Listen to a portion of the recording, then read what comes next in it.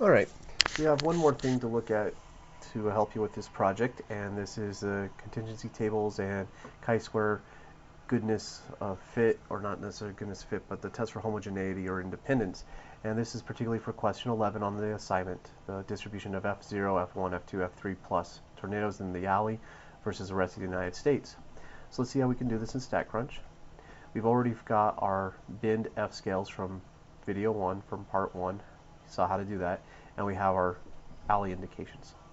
So for here, if we go to tables, contingency table with data, we can take our row variable to be alley, that'll be just fine, and our column variables to be the F scales. And you can get whatever you want added. Add the expected counts just for now and calculate. So this table is telling us that in the rest of the United States outside of Tornado Alley, which would be this first row, and the second row is in Tornado Alley, F0 tornadoes, F1 tornadoes, F2, F3, F4, and F5. So this is not really what we wanted. These expected counts are way, way, way too low to give it a good result.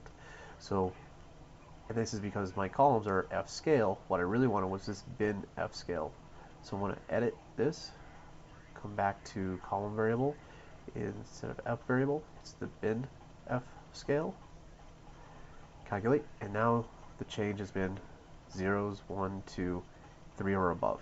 So remember when we set this up, this is including every F scale between 0 and 1, which is really just 0, because I'm including the left endpoint, 1s, 2s, 3 and above. Expected counts are high enough in each cell, so this is a fairly decent test. And we get a chi-square value of 28.5 and a very, very small p-value. So this is an indication that the frequency of these different types of tornadoes are different in different regions of the country. As for the odds ratios, odds and odds ratios, there really isn't a way to do this in StatCrunch that I'm aware of. So what may be the easiest thing to do, just ignore the expected counts. You can have just your counts. So if you wanted to look at the odds of a F3 or higher tornado, well, that would be 89 over the sum of these three values. There's your odds of a F3 or higher tornado in Tornado Alley. The odds of an F3 tornado or higher in the rest of the United States is 143 over the sum of these three columns. And then you can get your odds ratios and do the confidence intervals as you've seen from our lecture notes. If you got any questions on this, please let me know, and good luck with the rest of your project.